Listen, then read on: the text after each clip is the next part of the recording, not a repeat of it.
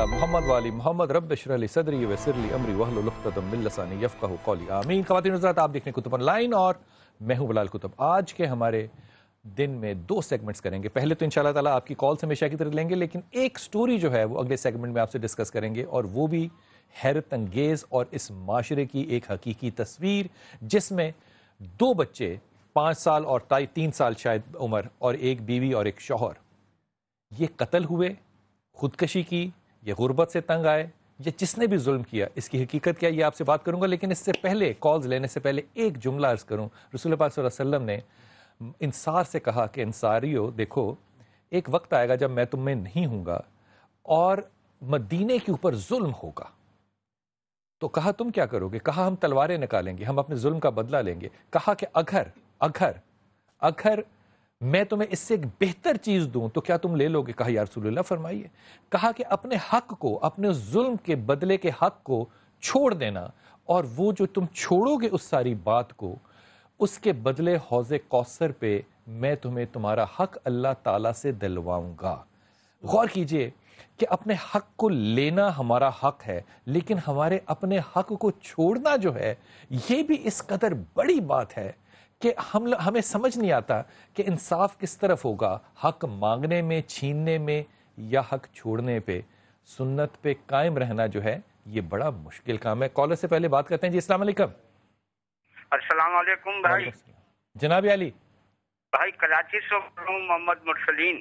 جی مرسلین صاحب۔ سر یہ ہماری خوش قسمتی ہے کہ آج ہماری کال لگ گئی۔ آج سے 1 سال یا تقریباً 1.25 سال پہلے آپ سے بات ہوئی تھی یہ پریشانی کے سلسلے میں، اور اس دفعہ جو محرم کو آپ نے لائیو پروگرام کیے ہیں، یہ سما اور آپ کے واسطے very proud for your channel and for you. بہت شکریہ آپ کا، بہت شکریہ۔ حکم فرمائیے۔ تو جی میری ریکویسٹ ہے صاحب، میں جو ہے نا کاروباری پریشانی میں بہت زیادہ مبتلا ہوں۔ جب میں نے آپ سے 1 سال پہلے قطب صاحب بات کی تھی، آپ نے مجھ کو وظیفہ بتایا تھا، یا اللہ یا رحمان یا رحیم، یہ پتہ نہیں یا ولی یا والی بتایا تھا آپ نے، یا والی یہ بتایا تھا آپ نے۔ میں نے کافی پڑھا، لیکن جو ہے نا میں اس کو سلسلے کو جاری نہیں رکھ سکا۔ میں سب پہلے لاکھوں میں کھیلتا تھا، یعنی جوا نہیں کھیلتا تھا بہت، آئی واز ویری اسٹیبلش۔ اب صاحب میں مقروض بھی بہت ہوں اور کاروبار میں ہینڈ ٹو ماؤتھ آ گیا ہوں۔ آپ میرے واسطے کچھ مجھے ایسی بتائیے کہ میری اس تکالیف کو میں دور ہو سکوں، یا اس کا کیا حل ہے؟ کہیں کوئی بندش وغیرہ تو نہیں ہے؟ اچھا، میں 2 باتیں اس پہ جلدی سے عرض کرتا ہوں۔ پہلی بات تو یہ کہ جب آپ نے اس بات کا احساس کر لیا کہ بندش ہے، تو اللہ تعالیٰ نے اپنی رحمت اور برکت جو ہے وہ آپ سے اٹھا لی۔ پہلی بات تو یہ، اور یہ میں خاص طور پہ بڑے ادب اور عاجزی سے آپ کو بات اس لیے کہہ رہا ہوں کہ جب آپ نے محرم کا ذکر کیا، تو ہمارے کچھ سوچنے والے دوست جو ہیں وہ اس طبقے میں بہت زیادہ ہیں کہ وہ ہر چیز کو سوچتے ہیں۔ اگر اللہ تعالیٰ مقدر لکھنے والا ہے تو کوئی مقدر بنانے والے سے معاذ اللہ بڑا ہی ہوگا جو اس مقدر کو بدل سکتا ہے۔ اس لیے یہ رکاوٹ آپ کی زندگی میں سب سے بڑی رکاوٹ ہے۔ دوسری بات یہ کہ اگر میں نے آپ کو سال بھر پہلے بتایا تھا تو حضرت کیسی کمال بات ہے کہ آپ کو اپنی بیوی کا نام تو کبھی نہیں بھولتا، اولاد کا نام نہیں بھولتا، لیکن اللہ کا نام آپ کو فوری طور پہ بھول جاتا ہے، اور وہ آپ 1 سال بھی مسلسل نہیں لے سکتے۔ اس لیے خدا کے واسطے، خدا ترجیح اول نہیں ہوگا تو آپ کی طرف توجہ بھی نہیں دے گا۔ وہ رب ہے، چاہے تو توجہ دے چاہے نہ دے۔ آپ نے 3 چیزیں پڑھنی ہیں۔ ایک آپ نے پڑھنا ہے سورہ اخلاص، ایک آپ نے پڑھنا ہے یا ولی یا نصیر، اور تیسری چیز آپ نے پڑھنی ہے یا ذل جلال والاکرام۔ یہ تینوں چیزیں نروز بھی طاقتور کریں گی اور انشاءاللہ رزق بھی دیں گی۔ بین السلام علیکم بیٹا۔ السلام علیکم۔ وعلیکم السلام۔ ملازم میرا بیٹا مقدمے میں پھنسا ہوا ہے، بہت سخت پریشانی ہے۔ مقدمہ مجھے بتاؤ اور بیٹے کا نام بتاؤ۔ مقدمہ ہے یہ ایویکٹو ٹرسٹ کا، وہ فائلیں گم ہوئی ہیں وہاں سے، تو اس نے نوکری چھوڑ دی تھی بغیر بتائے۔ اب وہ جو ان کا وہ بیٹے کا نام کیا ہے؟ محمد فیضان شمس۔ اچھا، مجھے یہ بڑی ایمانداری سے بتاؤ، ماں کی حیثیت سے نہیں، ایک عورت کی حیثیت سے، بچہ صاف ہے؟ اس کے جو ایف آئی اے کا جو ڈائریکٹر ہے اس نے اس کے لکھا ہے کہ he is not a corrupt officer. مجھے ایف آئی اے سے دلچسپی نہیں ہے، مجھے تو اللہ تعالیٰ سے انصاف لینا ہے نا۔ مجھے آپ ماں کی حیثیت سے بتاؤ، کیا اس کے ہاتھ صاف ہیں؟ ہاتھ اس طرح صاف ہیں کہ وہ فائلیں جو ہیں وہ حتمی طور پر وہ دوسرے شخص کے پاس ہیں، اور وہ یہ اس نے اس کے اوپر مدعا ڈالا ہوا ہے، خود وہ باہر بھاگ گیا ہوا ہے۔ اور اس کے اوپر وہ مدعا ڈالا ہے. اچھا میں اس میں بڑے ہی ادب کے ساتھ آپ کو عرض کر رہا ہوں. دیکھو خدا تعالیٰ کا انصاف جو ہے نا وہ یقیناً ہو کے رہے گا اور وہ دنیا میں نظر آئے گا. لیکن میں جو بات آپ سے میں نے 2 دفعہ پوچھی یہ احتیاطاً نہیں پوچھی, یہ میں نے آپ سے تنزن پوچھی ہے. بہرحال جب بھی انسان اللہ سے دعا کرتا ہے تو انسان کو پہلے تو اپنے گناہ کی توبہ کرنی ہے, پھر انسان کو اگلا قدم لینا ہے. اگر انسان گناہ گار ہو, خدا سے تو آپ کا دل نہیں چھپا ہوا, اگر گناہ گار ہو اور رحم کی اپیل کر رہا ہو تو یہ انتہائی نامناسب بنتا لگتا ہے. امام علی کرم اللہ کا قول ہے کہ 2 ہی طرح کے لوگ ہیں اس دنیا میں, یا ظالم ہے یا مظلوم ہے. پھر دعا کن کو دی؟ کہا خدا کا شکر ادا کرو کہ اللہ نے تمہیں ظالموں میں سے نہیں بنایا, حالانکہ مظلوم ہونا انتہائی مشکل کام ہے. 3 چیزیں جو ہیں وہ اپنے بیٹے سے کہنا پڑے, خود بھی ضرور پڑھو, اللہ تعالیٰ اس کو اس میں سے یقیناً انشاءاللہ نکالے گا. توبہ قدم پہلا ہے. ایک تو آپ نے آیت کریمہ بیٹے کو کہنے کے بہت پڑھے, لا الہ الا انت سبحانک انی کنت من الظالمین. دوسرا پڑھنا ہے لا حول ولا قوت الا باللہ, اور تیسرا پڑھنا ہے سورہ اخلاص. تینوں چیزیں بیٹے کو کہنا کہ زندگی میں جس طرح سانس لیتا ہے پڑھتا رہے, اللہ تعالیٰ اس کو آسانی بھی دے گا اور آئندہ نہ کسی کام میں پڑھنے کا عہد جو ہے یہ اس کو مکمل طور پہ رہائی دے گا انشاءاللہ تعالیٰ, انشاءاللہ تعالیٰ. جی السلام علیکم. جی وعلیکم السلام. جی میرا بیٹا. ہاں جی میں صدر بات کر رہی ہوں لاہور سے. میرے 2 مسئلے ہیں. پہلا مسئلہ تو یہ ہے کہ میرا ایک رشتہ آنا ہے فیملی سے, ساجد نام ہے ان کا. کیا نام ہے؟ ساجد نام ہے ان کا. سادی؟ ساجد. صادق؟ ساجد. ساجد. اچھا ہاں ٹھیک ہے. جی ساجد نام ہے ان کا اور میرا نام صدف ہے. جی تو اس میں تھوڑے سے مسئلے مسائل آ رہے ہیں, تو میں یہ پوچھنا چاہ رہی ہوں وہ رکاوٹیں میں نہ بتاؤ مجھے, مسئلہ اور مسائل بتاؤ, وہ کیا مسئلہ جو آ رہا ہے؟ ہاں جی وہ یہ آ رہا ہے کہ ان کی فیملی والوں میں سے تھوڑے سے مسئلے ہیں, وہ رکاوٹ ڈال رہے ہیں. نہیں بیٹا ایسے نہیں بات کرو, مجھے یہ بتاؤ کہ ان کی فیملی میں ان کی ماں ہے, ابا ہے, پھوپھی ہے, چچی ہے؟ مدر کی جو ڈیتھ ہوگی فادر ہیں. فادر نہیں چاہ رہے؟ ہاں جی فادر نہیں چاہ رہے. فادر کا نام کیا ہے؟ ظہور. اچھا ظہور اگر نہیں چاہ رہا, والد اگر نہیں چاہ رہے, تو آپ کے خیال میں پھر کیا لڑکے کو اپنے باپ کی ماننی چاہیے یا آپ کی ماننی چاہیے؟ نہیں ماننی تو باپ کی چاہیے, لیکن وہ چاہتے ہیں کہ مرضی سے ہو جائے اور وہ مان جائے, مطلب نا. اچھا یہ کمال بات ہوتی ہے ویسے. وہ ایک بچہ تھا, وہ اپنے رسول پاک صلی اللہ علیہ وسلم کے پاس گیا اور اس نے ایک بات کہی, انہوں نے کہا کہ میرے والد جو ہیں وہ میرے پیسے چوری کرتے ہیں. آپ نے بلایا, وہ باپ جو تھا وہ کوئی بات شکوا کرتا ہوا اللہ سے. جب رسول پاک صلی اللہ علیہ وسلم تک پہنچا, تو میں بات کو انتہائی مختصر کر رہا ہوں, رسول پاک صلی اللہ علیہ وسلم نے اس لڑکے کو آخر میں کہا, وہ جملہ سوچئے, وہ کہا کہ تو اور تیرا مال دونوں تیرے باپ کے ہیں. اب یہ جو ایک جملہ, حضرت السلام علیکم جناب علی, علامہ صاحب خیریت سے ہیں آپ حضرت, اس جملے کو ذرا بڑھائیے گا کہ اللہ کے رسول کا کیا حکم ہے, ہماری بیٹی کی کیا خواہش. بسم اللہ الرحمن الرحیم. ظاہری بات ہے, آپ نے بڑی اچھی بات کی کہ وہ اپنے والد کی مانے گا یا ان کی مانے. تو میں نے دونوں کی نہیں مانی, میں نے صرف اللہ کے رسول کی مانی ہے. یہاں چاہے میری سکی بیٹی بھی ہوتی, میں اس سے یہی کہتا کہ دیکھو اگر رسول کا حکم جو ہے وہ یہ ہے کہ اپنے باپ کی مانی ہے, تو لوگوں کے بیٹوں کو اپنے نکاح کی خاطر جو ہے وہ بدزن نہ کرو. ایسا درست ہے بات ہے. اور اگر اللہ کے رسول کی حدیث ہو تو اس کے خلاف وظائف دینا کیا یہ مناسب ہوگا؟ نہیں ایسا نہیں, بالکل غیر مناسب. آقا صلی اللہ علیہ وسلم نے ارشاد فرمایا, ابن ماجہ شریف کی حدیث ہے کہ حضور صلی اللہ علیہ وسلم نے یہاں تک ارشاد فرمایا کہ تیرے رب کی اگر رضا دیکھنا چاہتے ہو کہ اللہ تجھ پہ راضی ہے یا نہیں, تو والدین کی طرف دیکھ لو. اگر تمہارے والدین تم پہ راضی ہیں تو اللہ راضی ہے. واہ سبحان اللہ, سبحان اللہ. جب بچے کے والد اس پہ راضی ہیں, اس کا رب راضی ہے. میں تمہارے لیے دعا کرتا ہوں کہ اللہ تعالیٰ تمہارے لیے آسانیاں کرے, لیکن یہ جو پش کرنے والی بات ہے نا, یہ نہ کرو, کیونکہ جس دن تم نے پش کرنا چھوڑ دیا, یقین کرو اس لڑکے کی کوئی اتنی بڑی طاقت نہیں ہو تم کہ وہ تمہارے ہی پیچھے لگا رہے. یہ پش کر کے لوگوں کے گھر میں جانا, بہو بننا, بیٹی بننا, اور پھر اختلافی زندگی, اختلافی نوٹ پہ بات شروع کرنا, اس سے کہیں زیادہ بہتر ہے کہ اللہ سے دعا کرو کہ اللہ نے جہاں اچھا مقدر اور لکھا ہو, خدا کے پاس بہت آپشنز ہیں. جی السلام علیکم. السلام علیکم. السلام علیکم. وعلیکم السلام. جی نادر بخاری بات کر رہا ہوں. جناب بخاری صاحب, جناب حکم کیجیے. شاہ صاحب. سر جی میں پاکستان اسٹیٹ ہال میں کام کرتا ہوں, تو تقریباً سر میرا پروموشن کا مسئلہ جو ہے رکا ہو تقریباً 5 سال سے. کیا ہو گیا 5 سال سے؟ سر پروموشن کا مسئلہ جو ہے میرا رکا ہوا ہے. ہر سال وہ ٹالتے رہتے ہیں, یعنی کہ ہو جائے گا لیکن کرتے نہیں.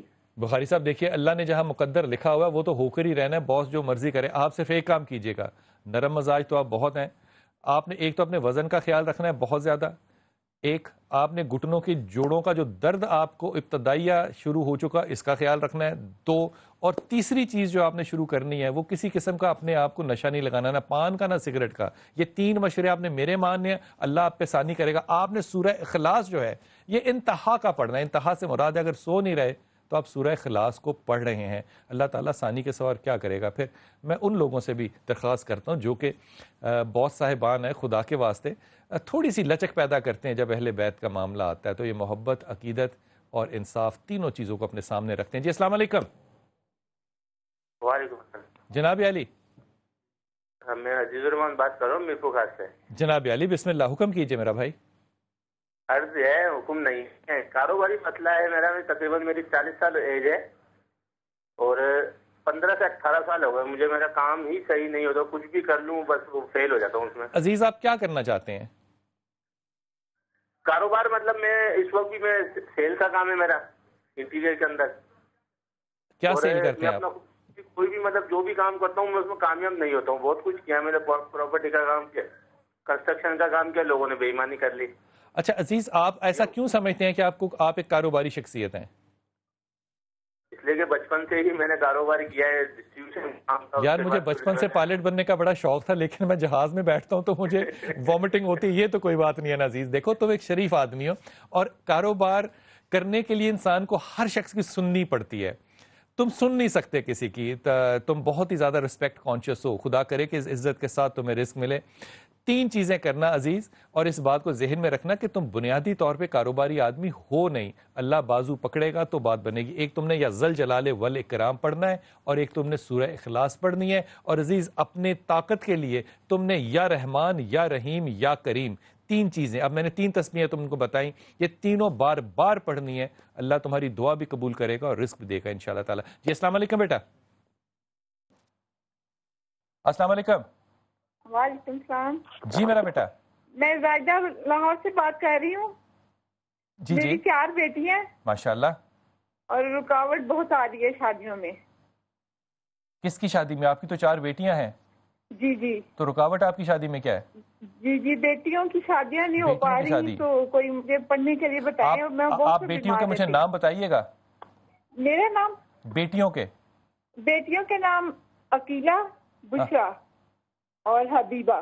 اچھا, تینوں بیٹیوں کو نا, میں ایک باپ کی حیثیت سے, بڑے بھائی کی حیثیت سے آپ کو کہہ رہا ہوں, تینوں بیٹیوں کو جو تمہارے لیے بڑا مشکل ہوگا, تم نے جو مشورہ دینا ہے رخصتی کے وقت, وہ دینا ہے کہ وہ انسان کی بچیاں بنیں اور اپنے پاؤں زمین پہ رکھیں.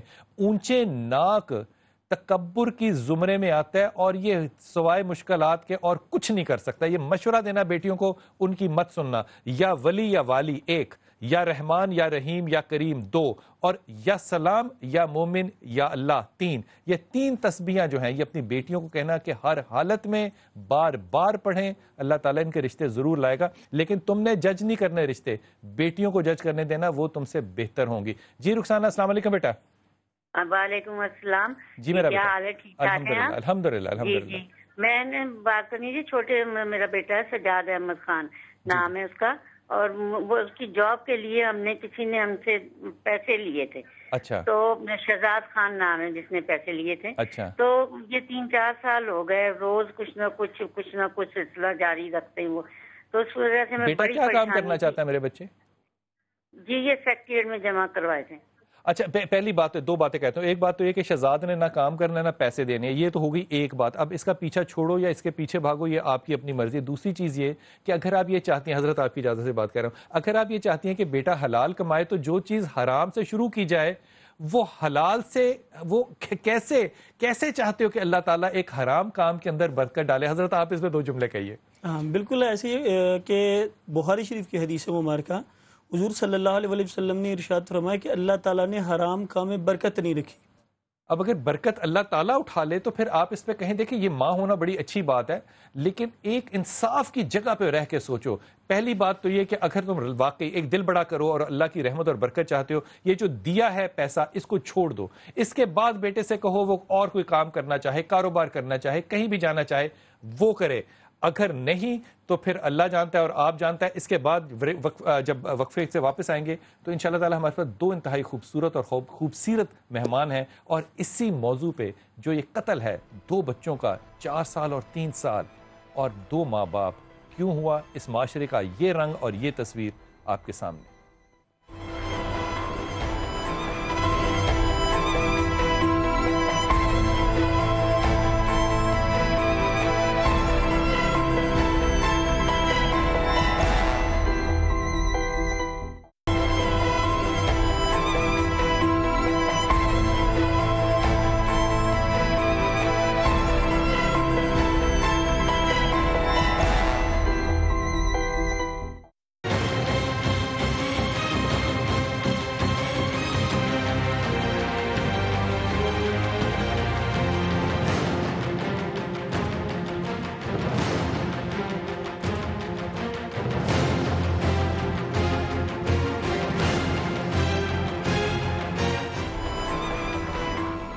بسم اللہ الرحمن الرحیم. جب میں ذکر کر رہا ہوں آپ سے کہ 2 بچے، ایک بیوی اور ایک باپ، یہ 4 کا خاندان جو ہے یہ کیسے قتل ہو گیا، اس کے اوپر تو میں اپنے جو ہمارے رپورٹر ہیں ماشاء اللہ تعالیٰ جہانگیر خان صاحب، آپ سے میں بات کروں گا. حضرت آپ کا بہت شکریہ ہے، ہمیشہ کی طرح آپ تشریف لاتے ہیں. اور آج ہمارے ساتھ ڈاکٹر زرکا بھی ہیں، ان سے بھی بات کریں. ڈاکٹر زرکا بہت شکریہ آپ کا. میں اگر آپ سے ابتدا کروں تو سب سے پہلے تو یہ کل پچھلی دفعہ ہمیں میل آیا اور یہ میل پڑھنے کے بعد مجھے اتنی شرمندگی کہ میں نے اس پہ کچھ زیادہ بات نہیں کی. ایک شخص ہے مزمل حسین، وہ اس کی بیوی ہے فاطمہ. وہ کہتے ہیں فاطمہ میرے سے پہلے بھی شادی شدہ تھی اور اپنے خاوند سے اس نے تعلق بھی رکھا ہوا. یہ وہ چیزیں ہیں جہانگیر جو کہ ہم نے کبھی نہ سنی نہ سوچی تھی اب یہ مسائل اس معاشرے میں آ رہے ہیں. ایک باپ نے اپنے بچے کو مارا یا وہ قتل ہوا. 3 سال اور 5 سال کے بچے کو مارنے کے لیے میرے خیال میں ہلاکو خاں بھی اگر ہو تو وہ بھی 10 دفعہ سوچے گا کہ میں بچوں کو کیسے ماروں، اور وہ بھی گلا دبا کے جب وہ بچے تڑپ کے مر رہے ہوں. یہ سارا جو ماحول آپ دیکھتے ہیں آج، ایک تو اس پہ رائے دیجیے، اور پھر یہ جو خاص مقدمہ آپ نے سامنے لائے اس کے اوپر توجہ کیجیے کہ یہ کیا ہے اور اب تک یہ کہاں تک پہنچا. بسم اللہ الرحمن الرحیم. بلال صاحب، جیسا کہ آپ نے فرمایا کہ آج کل قتل کی بے شمار وجوہات لوگوں نے خود سے ڈھونڈ لی ہیں، تلاش کر لی ہیں. کسی کو مارنے کے لیے کوئی بھی عذر سامنے رکھ دیا جاتا ہے کہ میں نے اپنی بیوی کو غیرت کے نام پر مرڈر کر دیا، قتل کر دیا، یا اپنے بھائی کو، اپنی بھاوج کو، بہن کو. کام کتنا دقیانوسی اور نام غیرت اس کا رکھا گیا ہے. یعنی کسی کو بھی قتل کرنے کے لیے ایک عام سا لفظ، ایک غیرت کا لفظ استعمال کر لیا جائے گا کہ میں نے اس کو مار دیا ہے، اس کی وجہ غیرت تھی، تاکہ اپنے آپ کو جسٹیفائی کر کے اس سے بے قصور ثابت کرنے کی کوشش کی جائے یا لوگوں کی ہمدردیاں گین کی جائیں. آنر کلنگ کا اس کو یہ کنسیپٹ ہے، اور یہ آج کل بہت ہی زیادہ عام ہو چکا ہے. یہ جو مقدمہ ہوا یہاں پہ، یہ بچے اور بچی ان کی کتنی عمر ہے؟ بچی جو ہے مریم، اس کی عمر 2.5 سے 3 سال کے درمیان ہے، اور جو بچہ ہے آصف، اس کی عمر 3 یا 4 سال. اور اس کی والدین بچوں کی تھی، اس کو بھی اسی طرح سے قتل کیا گیا. بچے گلے دبا کے مارے گئے، بچوں کا گلا دبایا گیا ہے، یا ان کے اوپر کوئی تکیہ وغیرہ رکھ کے ان کو مرڈر کیا گیا، مارا گیا. جو ان کا والد ہے محمد مالک، ایک سیکورٹی گارڈ ہے، مال روڈ پر کسی شاپنگ پلازے میں کام کرتا ہے. اور یہ لوگ پتوں کی کے رہنے والے ہیں. یہاں پر یہ اپنے کسی عزیز رشتہ دار کے ہاں ان کے گھر کی بلائی منزل پر رہائش اختیار کی ہوئی تھی. انہوں نے ایک کمرے کا چھوٹا سا گھر، اور گھر کی حالت بھی ایسی ہے کہ غربت نظر آتی ہے. ڈاکٹر صاحب، غربت کے نام پہ اس ملک میں اب بہت سے آپ کو مرڈر نظر آنے لگے ہیں، اس پہ رائے دیجیے کہ واقعی یہ سچ ہے؟ بس اس قدر غربت ہو چکی ہے. 1996 سے تو کوئی سینسس نہیں ہوا اس ملک میں کہ آپ لوگوں کا عوام کتنی ہے، اور عوام کے لیے آپ کیا، ان کے لیے سہولیات کیا ہیں، ایجوکیشن، ان کے لیے پانی، بجلی. تو غربت، اور پھر کوئی ان کی سننے والا نہیں ہے. بل سے ہی لوگ، اب دیکھیے نا، پورا خاندان اپنا ایک آدمی نے مار دیا، اس کے ذہن میں کیا سوچ چل رہی ہوگی. آج کل ہمارے یہاں پاورٹی لائن کے بلو اس قدر 50% آف ہماری جو پاپولیشن ہے اس کو کہہ رہے ہیں کہ پاورٹی لائن کے نیچے ہے. اگر ایک آدمی جو ہے وہ غربت کی وجہ سے، یہ مبینہ طور پہ ہے، ہم نے سوچا ہے، ابھی ہمیں نہیں پتا کہ وہ ایسا ہے بھی کہ نہیں. اگر فرض کیجئے کہ اس نے غربت کے لیے اپنے بچوں کو مارا، اس نے بچوں کے 9 مہینے انتظار کیا ہوگا، 18 مہینے کے انتظار کے بعد اس نے 2 بچے لیے، پھر اس نے سالوں سال وہ بچے پالے ہوں گے. ان بچوں کا گلا دبانا یا ان کے اوپر تکیہ رکھنا ایک انتہائی ناقابل فہم معاملہ ہے. اگر واقعی یہ سوچ لیجئے کہ یہ قتل کیا ہے تو میرا نہیں خیال کہ اس آدمی کو اس کی قتل کی سزا ملنی چاہیے تھی. اگر وہ زندہ بھی ہوتا تو مجھے لگتا ہے کہ حکومت وقت کو پھانسی دے دینی چاہیے تھی کہ اتنی غربت سے فرسٹریٹ ہو کے ایک آدمی کیوں مرا. بالکل صحیح کہہ رہے ہیں جی کہ اس کی ذمہ واری آپ کی حکومت. حضرت عمر کہتے تھے کہ فرات کے کنارے اگر ایک کتا بھی مر جائے تو میری ذمہ واری. تو ہمیں ہماری حکومتوں کو اس کی ذمہ واری لینی چاہیے. کس طرح ہمارے ملک میں اس طرح لوگ مر رہے ہیں اور اپنی اولاد کو مار رہے ہیں. لیکن کچھ یہ بھی سوچنا چاہیے کہ وہ مائنڈ سیٹ کیا ہے. جو یہ کام کرتا ہے، اور آپ کہہ رہے ہیں کہ وہاں پہ اس کے باقی خاندان کے لوگ بھی تھے، تو اس کے اوپر بھی غور کرنا چاہیے کہ یہ کس قسم کی سوچ ہمارے لوگوں کے ذہن میں آ رہی ہے. آپ بھی بتائیے مجھے اور آپ بھی مجھے بتائیے، ایک جیل روڈ کے اوپر ایک بچہ جو ہے وہ پچھلے دنوں سے مراد ہے کچھ عرصہ پہلے جو ہے وہ مرا، کیونکہ انڈر پاس بن رہا تھا تو ٹریفک ایسی تھی. جیل روڈ کے ہسپتال سروسز ہاسپٹل میں اس کے لیے وینٹیلیٹر موجود نہیں تھا جہانگیر، اور ہم نے جا کے وہاں پہ لوگوں سے منتیں کر کے کتب آن لائن کی ٹیم نے وہاں پہ وینٹیلیٹر جو ہے وہ مہیا کرایا. وہ بچہ پھر بھی مر گیا. لیکن وینٹیلیٹر کی بھی جس ملک میں سہولت نہ ہو تو پھر اس ملک میں ترقی کا کس چیز کو ترقی کہتے ہیں؟ جلال صاحب، سب سے پہلے تو یہ کہ سرکاری اسپتالوں کی جو حالت ہے وہ کسی سے ڈھکی چھپی نہیں ہے. ایمرجنسیز کے باہر، وارڈز کے باہر مریضوں کے اس طرح ساری رات سردی میں کھلے عام پڑے رہتے ہیں. منت مانی ہوئی ہے، ہم نے منت مانی ہوئی ہے اس چیز کی کہ ہم نے انہی لوگوں کو دوبارہ سے سلیکٹ کرنا ہے، ووٹ دینے، اور انہی کو اقتدار میں لانا ہے جن کے دور حکومت میں لوگ خودکشیاں کرتے رہے ہیں، مرتے رہے ہیں، لوگ سڑکوں پہ ایکسیڈنٹس میں، حادثات میں مرتے رہے ہیں، اور اسپتال میں. اچھا، یہ بات سوچی جاتی ہے کہ پولیس تھانے اگر چلے جائیں گی تو وہاں پہ ان پڑھ لوگ ہیں. میں مثال دے رہا ہوں، تنظم دے رہا ہوں، اور ہسپتال میں جب جائیں گے تو ڈاکٹر پڑھے لکھے لوگ ہیں. لیکن آپ ہی نے اسٹوری کور کی تھی پچھلے دنوں جس میں ایک غلط لاش لڑکی کی جو ہے وہ دے دی اور انہوں نے اس غلط لاش کو دفن کر دیا. اس کا مطلب کوئی پوچھنے والا اس ملک میں نہیں ہے. یہ سب سے بڑی نیگلیجنس تو پولیس کے اینڈ پہ ہے اس معاملے کی، کہ انہوں نے ایک لڑکی کی شناخت غلط کی اور ان لوگوں کو تھما دیا جن کی کہ وہ لاش نہیں تھی، وہ ان کی عزیزہ نہیں تھی. اس کی شکل، اس کے فٹ پرنٹس، اس کے ہاتھوں کے پرنٹس، اس کا ڈی این اے ٹیسٹ، یہ سب چیزیں موجود تھی جو کہ ہو سکتی تھی. ان سب چیزوں کا انتظار کیے بغیر صرف اور صرف ان کو تصاویر کی بنیاد پر شناخت کروائی گئی کہ یہ آپ ہی کی لڑکی. انہوں نے کہا جی ہماری. انہوں نے لاش ریسیو کر لی، ڈیڈ باڈی لے لی، اس کی جا کے تدفین کر دی. اس سے ہی اگلے روز ان کو اپنی خاتون جو ان کی اغوا ہوئی تھی اس کی لاش بھی اسپتال سے مل گئی. اب وہ جو لڑکی جس کو کہ تدفین کر دیا گیا اس کا کیس تو اس کا پتہ نہیں ہے کہ کیا تھا. حضرت مجھے یہ بتائیے کہ ہم باتیں کرتے ہیں حضرت عمر خطاب کی، ابھی ڈاکٹر صاحب نے بھی مثال جو دی وہ حضرت عمر خطاب کی دی. ہم ماننے والے اور محبت کرنے والے حضرت عمر خطاب سے ہیں. کام ہمارا ایک بھی ایسا نہیں ہے. یہ سارے انصاف کے کام جو ہیں یہ ان لوگوں کے پاس ہے جنہوں نے کلمہ نہیں پڑھا، وہ لوگ جو مسلمان نہیں ہیں. انہوں نے حضرت عمر خطاب کے 82 اداروں کو اڈاپٹ کیا ہے. اگر ایک اسٹیٹ اسلامک ہے تو وہاں پہ کیا اسٹیٹ کی یہ ذمہ داری نہیں ہے کہ جان اور مال کی حفاظت اولین فرض ہے؟ بسم اللہ الرحمن الرحیم. بالکل بلال کتب صاحب، سارا جو ہے جس طرح روایت بیان کر رہے تھے ڈاکٹر صاحبہ کہ عمر فاروق رضی اللہ تعالیٰ عنہ فرما رہے ہیں کہ دریائے فرات کے کنارے اگر کتا بھی پیاسا مر. اب یہاں پہ ایک سیکنڈ رکیے گا، میں ذرا بات کروں گا، میں جرات سے بات کروں گا. ہمارا پرابلم پتہ ہے حضرت عمر خطاب ہے نہیں، میں معافی سے اور عاجزی سے کہہ رہا ہوں. ہمارا پرابلم یہ ہے کہ جب آپ یہ واقعہ سنائیں گے کہ حضرت عمر فاروق نے کہا کہ فرات کے کنارے کے اوپر کتا ہوگا، اگلا آدمی کہے گا نہیں جناب یہ کتا نہیں، یہاں پہ بکری تھی، جو آپ نے روایت ہی غلط پڑھی ہے. اگلا کہے گا یہاں پہ بکری نہیں تھی، یہاں پہ ایک اونٹ تھا. ہم کس طرح سے کہیں گے، کس طرح سے اس ملک کو جسٹیفائی کریں گے؟ تو یہ جیسے بھی روایت جون سی بھی چیز مرضی ہو جائے، لیکن ہم نے تو مطلب تو لینا ہے کہ ہم نے اس کا ماں حاصل کیا ہے کہ انصاف. جو وقت کے حکمران ہیں، اب دیکھیے کہ ایک دو سے ڈسکس ہو رہی تھی، وہ کہہ رہے تھے کہ فیکٹری آنر جو ہیں وہ مزدور کو دے رہے ہیں 9-10 ہزار، 7,000 سگنیچر کروا رہے ہیں 14,000. اب دیکھیں نا ڈاکٹر صاحب، اس ملک کا کوئی حل ہوگا، یہ کوئی حل ہوگا، کوئی نااہلی کا کوئی حل ہوگا؟ یہ حل یہ ہے نا جی، 260 ارب آپ نے اورنج ٹرین پہ لگا دیا، لیکن آپ ایک جو آپ کا 840 ارب کا پنجاب کا بجٹ ہے، آپ کیوں نہیں ہسپتال بناتے؟ یہ ڈیموکریسی ہے نا، لوگوں نے ووٹ دیا ہے، لوگ کہتے ہیں کہ ہمیں یہی ملے، پھر اس کے بعد لوگ روتے بھی ہیں کہ ہمیں یہ مل کیوں رہا ہے. ڈیموکریسی نہیں ہے جی، بادشاہت ہے. ڈیموکریسی میں تو ہر بار نیا آدمی آتا ہے. جب موروثی لوگ آئے، آج میرا بیٹا، پھر بیٹے کا بیٹا، پھر بھائی، تو وہاں کہاں ڈیموکریسی؟ ڈاکٹر صاحب لیکن وہ ووٹوں سلیکٹ ہو کے آ رہے ہیں نا. اب وہ ووٹ جو گھر سے لے کے ووٹ نکلتے ہیں، اب یہ بھی آپ کو بھی پتہ ہے. یہ تو ہمارا ایک کہنا ہے نا ان کو کہ وہ اس طرح سے آ رہے ہیں، لیکن جب کوئی اور لوگ آئیں گے وہ بھی اسی پروسیس سے آئیں گے نا. اگر اس پروسیس میں ہماری نوجوان نسل یا ہمارے عام لوگ جو ہے وہ ووٹ دے کے ڈال رہے ہیں تو پھر اورنج ٹرین جسٹیفائڈ ہے. وہ کہہ رہے ہیں کہ جناب لے کر آئیں، پھر ان کے لیے پرائیورٹی ہسپتال اور تعلیم نہیں ہے، تو پھر ہم رو کیوں رہے ہیں؟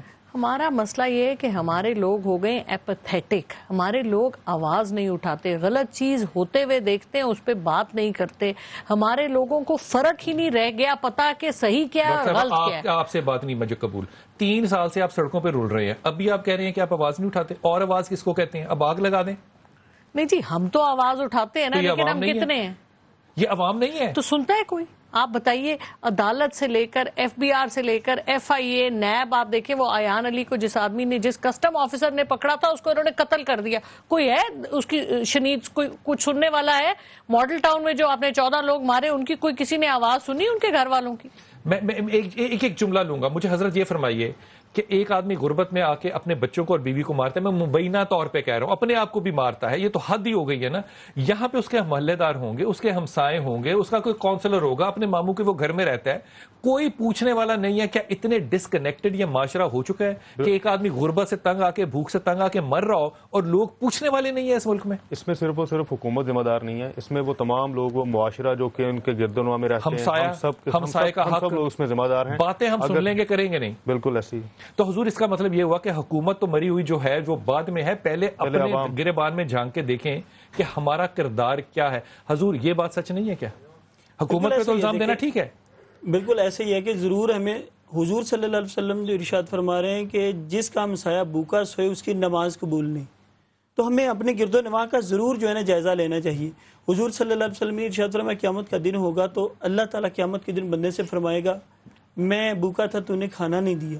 خدا کہہ رہا ہے، اللہ تعالیٰ مسند بن حنبل کی حدیث مبارکہ، میں بھوکا تھا تو نے کھانا نہیں دیا مجھے، میں برہنہ بدن تھا ننگے بدن تھا تو نے مجھے کپڑے نہیں پہنے. اچھا اس پہ ایک رائے میں چھوٹی سی دوں. ہم یہ مثال عام طور پہ دیتے ہیں کہ اللہ تعالیٰ جو ہے وہ ان کی نمازیں قبول نہیں کرتا، تو ہو سکتا ہے وہ بے نمازی ہو. تو ان لوگوں کے ہمسائے تو زیادہ ایک دوسرے پہ حقوق رکھ رہے ہیں جو نماز نہیں پڑھتے ہیں، جو غیر مسلمان ہیں. ہم مثالیں دیتے ہیں اللہ کی، رسول کی، سنت کی قائم کرنے کی، اس کے بعد کام ہم وہ کرتے ہیں جو لوگ سوچ بھی نہیں سکتے. میں بڑے ادب سے وقفے پہ جا رہا ہوں، واپس آ کے بات کرتا ہوں. وہ ملک، ابھی واٹس ایپ پہ جائیے اور دیکھیے، آپ کو بھی یہ تصویر آئی ہوگی، ایک بطخ جو ہے وہ اپنے بچوں کے ساتھ سڑک پار کر رہی ہے اور دونوں طرف کی ٹریفک رکی ہے. جن ممالک میں کلمہ نہیں پڑھا جاتا ہے، نمازیں نہیں پڑھی جاتی حضرت، وہاں جانوروں کا خیال ہوتا ہے. یہاں پہ 3 سال اور 4 سال کے بچے کا خیال باپ نہیں کر سکتا. اس معاشرے کو کوئی بہت بڑی یا تو سزا مل چکی ہے یا کوئی بہت بڑی سزا کا یہ انتظار میں اس وقت اپنے وقت کو ضائع کر رہا ہے. خدا کے واسطے اپنے دین کو اس طرح سے استعمال کرنا سیکھیے جو کہ واقعی اس کا حق ہے. یہ سکھائے گا کون؟ واپس آ کے اپنے مہمانوں سے بات کریں.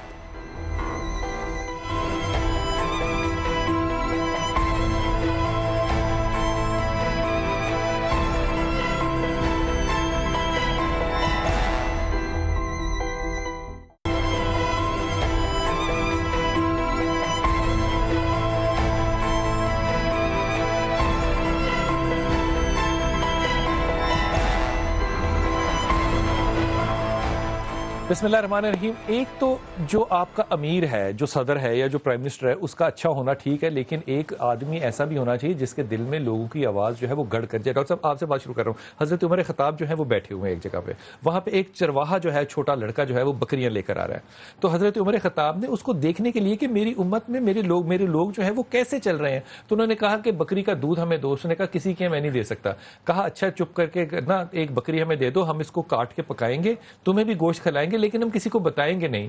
وہ بچے نے حضرت عمر خطاب کی بات جب سنی تو آسمان کی طرف دیکھا اور اللہ سے کہتا ہے اللہ تو کہاں ہے، اللہ تو کہاں ہے، اللہ تو کہاں ہے. یہ بات سن کے حضرت عمر خطاب واپس گئے اور روتے ہوئے کہا کہ بکریاں تو عمر تو بھی چراتا تھا، لیکن تیری اتنی عقل اور فہم نہیں تھی کہ اللہ نے تجھے اتنی طاقت دے دی کہ ایک بچہ جو آج ہے وہ تجھے تعلیم دے سکتا ہے کہ اگر اللہ ہے تو بے ایمانی اکیلا بھی انسان چھپ کے بھی کر رہا ہو تو نہیں کرنی. مجھے لگتا ہے کہ شاید آج ہم حضرت عمر خطاب کی جب مثالیں دیتے ہیں تو ہمارے ہاں تو یہ چرواہا بچہ بھی نہیں ہے جو یہ کہہ سکے کہ تو اللہ کہاں ہے. آپ نے تو مجھے پانی کر دیا یہ بات سنا کے، کیونکہ یہ وہ باتیں ہیں جو ہم کر دیتے ہیں مگر ہم ان کو سمجھ نہیں پاتے. اور ہماری اس وقت معاشرے میں بس ایک لبادہ ہے، ہر چیز پہ ایک ظاہری عکس ہم دیتے ہیں، اندر کی ہمیں فکر ہی نہیں ہے، نہ ہم اندر دیکھنا چاہتے ہیں. اور ہم نے اس کو ڈاکٹر صاحب یہ کردار جو پیدا ہوا ہے کہ ایک باپ یا ایک شخص یا ایک قاتل کہہ لیتا ہوں میں، ایک 3 سال کے 4 سال کے بچے کو، لڑکے اور لڑکی کو جب مار رہا ہوگا تو وہ 3 سیکنڈ میں نہیں مرا ہوگا، اس نے 3 منٹ لیے ہوں گے جب اس کا سانس دفن ہوا ہوگا.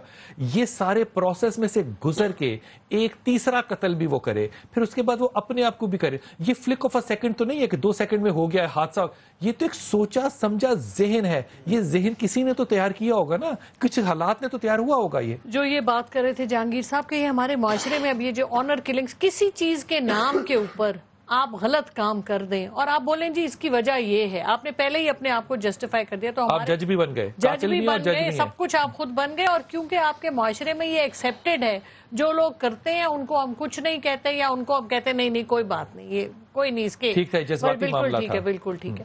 تو جب کیونکہ عورت مری ہے کیا فرق پڑتا ہے، اس کا تو ٹھیک بات ہے۔ تو جب ہم ان چیزوں کو ایکسیپٹ کرتے ہیں، پھر وہ جو ہمارے جو بچے پیدا ہوتے ہیں، جو یہ چیزیں سال تعلیم کو لے رہے ہیں بار بار، تو تعلیم تو وہ ہے نا جی جو آپ نے دیکھی، وہ نہیں جو آپ کو پڑھائی گئی۔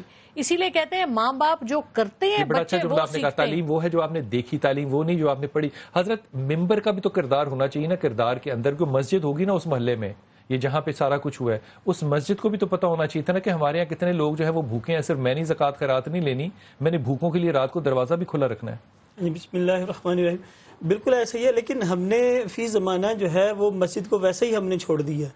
مسجد میں دیکھیں، عامت الناس کو اگر دیکھیں، علماء کرام تو اپنا کردار ادا کریں، صبح کو درس دے رہے ہیں، شام کو درس دے رہے ہیں، جمعہ کے اندر بڑی تبلیغ ہو رہی ہے، لیکن دیکھیں کہ ہمارے معاشرے کے فرد کو جس کا واقعہ بیان کر رہے ہیں کہ یہ اس نے قتل کیا ہے، شاید اس کو پتہ بھی نہیں ہوگا کہ محلے کی مسجد میں فجر کتنے بجے ہو رہی ہے۔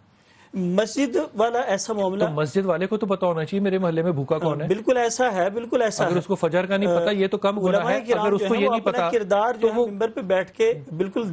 میں نے وہ مساجد دیکھیں علامہ صاحب، بڑے ادب سے بڑی عاجزی سے کہہ رہا ہوں، جہاں پہ لاشیں جو ہیں وہ مساجد میں لٹکی ہوتی تھیں، اور مولوی صاحب نے کہا کہ جمعہ پہلے پڑھیں گی کیونکہ جمعہ پڑھنا فرض ہے، بچے 8 سال کی لاش کو اتارنا فرض نہیں ہے۔ یہ مساجد کا کردار ہے۔ اس لیے اگر مسجد کو نہیں پتا، امام کو نہیں پتا کہ میرے محلے میں بھوکا کون ہے، تو اس کا ذمہ میرے سے زیادہ نہیں ہے کیا؟ وہ حضرت ایسے ہے کہ کوئی مطلب کوئی چیدہ کوئی ایسے کوئی کم عقل یا کوئی جاہل کا یہ کردار ہوگا، ورنہ ہمارا اسلام تو اتنا پیارا ہے۔ بخاری شریف کے اندر حدیث، یہ اسلام مسجدوں میں کیوں نہیں ہے؟ دیکھیں نا کہ حضور صلی اللہ علیہ وسلم کی بخاری شریف کی حدیث ہے، تو یہ بخاری شریف ممبر کے پاس نہیں ہے کیا؟ ابن ماجہ کہ سرکار صلی اللہ علیہ وسلم فرماتے ہیں پچھلے انبیاء میں سے ایک نبی کسی کام سے بیری کے درخت پہ چڑھے، ان کو ایک چیونٹی نے کاٹ دیا، نیچے آئے اپنے صحابہ کو کہا بل کے اندر سے جتنی چیونٹیاں تھیں سب کو آگ لگا دی۔ سیاستہ کی ساری کتب میں یہ حدیث موجود ہے۔ وہی آ گئی کہ میرے پاک پیغمبر آپ نے ان کو کیوں جلایا؟ تو وہ آگے ایک چیونٹی نے کاٹا، تو اللہ تعالیٰ نے ارشاد فرمایا کہ یہ ایک چیونٹی نے کاٹا تھا، اس کا تو قصور تھا، سب کو کیوں جلا دیا؟ جو دین اسلام چیونٹیوں کی جان کی حفاظت کا درس دے رہا ہے۔ میں آپ کی بات کو آگے بڑھاتا ہوں، میں جہانگیر آپ کی طرف آتا ہوں۔ حضرت سلیمان جو ہے وہ ایک دفعہ باہر نکلے اپنی پوری فوج کے ساتھ، اور آپ نے دیکھا، اور بارش نہیں ہو رہی تھی، آپ نے دعا کرنی تھی باہر نکل کے کھلے میدانوں میں، تو وہاں پہ چونٹی الٹی لیٹ کے دعا کر رہی تھی اللہ سے۔ حضرت سلیمان نے اس چونٹی کو دیکھا اور اپنی ساری امت کو کہا واپس چلو، ایک چونٹی کی دعا کو خدا یقیناً قبول کرے گا۔ خدا تو چونٹیوں کی دعاؤں کو قبول کرتا ہے، ہماری دعاؤں کو تو اللہ قبول نہیں کر رہا، اس لیے ہمیں سوچنا پڑے گا کہ ہماری اوقات کیا اس چونٹی جیسی بھی ہے یا نہیں۔ میں جاننا یہ چاہتا ہوں کہ اس ملک میں کیا ایسا نہیں آپ کو لگتا کہ ہم نے جرم کو اپنے طور پہ ایک آرگومنٹ دے کے اب حفاظت دے دی ہے کہ بس ٹھیک ہے میں بھوک کی وجہ سے مر گیا؟ میں خدا کی قسم کہتا ہوں اس لاہور شہر میں بھوک سے کوئی مر ہی نہیں سکتا۔ جس شہر کے اندر علی حجویر کا دربار ہو وہاں اتنا رزق مل رہا ہے، اس کا مطلب یہ بہانے لگا رہے ہیں لوگ کہ جناب ہم بھوک سے مر گئے، ہم اس سے مر گئے، یہ اپنی خواہشوں کی وجہ سے مر رہے ہیں۔ بالکل اپنی خواہشوں کی وجہ سے، اپنے نفس کی وجہ سے، خواہشوں کے بوجھ کے نیچے دب کے مر گئے۔ ایک بات میں عرض کرنی چاہوں گا، علامہ صاحب نے بھی فرمایا کہ مساجد میں علماء کرام اپنا کردار ادا کر رہے ہیں، لوگ نماز کے لیے جاتے ہیں، لیکن نماز، جمعہ، اجتماع یہ صرف اور صرف یہ ہے کہ سجدے کر کے واپس آ جائیں۔ اس کا جو مین مقصد ہے، بنیادی جو مقصد ہے، وہ لوگوں کا اکٹھ ہے، اجتماع ہے، جس میں ایک دوسرے کے اپنے ساتھ نماز پڑھنے والے شخص کے مسائل کو جانا جائے، اور باقی کے جو لوگ ہیں ان مسائل کو حل کرنے کی طرف آپ تشریف لے کر جائیں تو وہ جو ایک حکم ہے نا اپنے ہاتھ ملانا، وہ ہاتھ یوں ملاتا ہے جیسے کہ میں نے پتہ نہیں کس آدمی سے ایک ہاتھ اپنا جو ہے نا اس کے ہاتھ میں دے دیا، ہاتھ ملاتے ہوئے لوگ آنکھیں نہیں ملاتے، اور وہ پہلی صف میں بیٹھنا اپنا فرض سمجھتے ہیں۔ یہ مزاج ڈاکٹر صاحب ہمارے بن گئے ہیں، ہم نے اپنے جرائم کو اپنی خواہشوں کے تلے اور اس کو مکس کر دیا ہے، اور اب ہم معاشرے کے اوپر کرٹیسائز کر رہے ہیں۔ میں نہیں سمجھتا کہ ایک بھوک سے تنگ آ کے ایک آدمی جو ہے یہ کام کر رہا ہے، میرے خیال میں یہ آدمی اپنی خواہشوں سے یا اپنے غصے میں آ کے یہ رد عمل کر رہا ہے۔ بالکل ٹھیک کہہ رہے ہیں جی کہ یہ جو آپ نے بات کی کہ وہ جو پہلی صف میں بیٹھنے کا وہ جو ایک تکبر ہمارے اندر آ گیا، اور وہ تکبر آیا ہے مادی وسائل کی بیسس کے اوپر، کہ جس کے پاس زیادہ مادی وسائل ہیں، خواہ وہ حرام ہی ہیں وہ ہمارا بادشاہ، وہ ہمارا، اس کی ہم عزت کرتے ہیں. ہم یہ نہیں دیکھتے کہ یہ حرام ہے یا حلال ہے. ہم تو بچپن میں یہ سنتے تھے کہ اگر کسی نے حرام کیا تو 7 پشتوں تک اس کا اثر چلتا ہے. اب کون پوچھتا ہے، جو کون ایسی جگہ پہ کام کرتا تھا نا جہاں پہ حرام کی اپرچونٹی ہوتی تھی، بچے ان کے بچوں کے ساتھ کھیلتے بھی نہیں تھے. یہ زمانہ ہم نے بالکل دیکھا ہے. مجھے بتائیے کہ ابھی میں آپ خاص طور پہ یہ آپ کی طرف سوال ہے، یہ خان صاحب نے جو اپنا نیا پاکستان بنانا ہے اور اس کے اندر جو ہے وہ ایک اکنامیکل پیراڈائم جو ہے وہ شفٹ آئے گا، اس کا پلان کس نے دینا ہے؟ کون دے گا؟ ہم ہی دیں گے نا جی. میں اور آپ. ظاہر ہے پاکستان کے پاکستانی ہے تو ہمارا فرض نہیں ہے، ہمارا ملک ہے. ہمیں کوئی باہر سے آ کے کیوں دے گا؟ ہمیں خود پتا ہونا چاہیے ہمارا ملک کیا بنے گا. تو یہ جو ابھی تک ہم نے ستیہ ناش کیا ہوا ہے، یہ کیا کیا ہے؟ اور اگر یہی سچ بات تھی تو کے پی کے اندر امپلیمنٹڈ ہمیں نظر آتا ہے، وہاں لوگ بھوکے نہ ہوتے، ننگے نہ ہوتے. ہمارے لوگ ہیں نا. تو جو دیکھیے کوئی انہونی فوج تو نہیں آئے گی نا یاجوج ماجوج کی جو ہمارے ملک کو آگے ٹھیک کرے گی. مجھے وہ چوکیدار یاد آ گیا جو کہ ایک محلے میں چوکیدارہ کر رہا تھا اور لوگوں کو آواز کیا دے رہا تھا. وہ کہہ رہا تھا میرے پہ نہ رہنا، جاگتے رہنا. کرنی چوکیداری اور لوگوں سے آس اور امید رکھنی، یہ اس ملک کا وتیرہ کیوں بن گیا ہے. اپنی دعا میں یاد رکھیے گا. اللہ آپ کو بہت آسانیاں دے اور آسانیاں بانٹنے کی توفیق عطا فرمائے.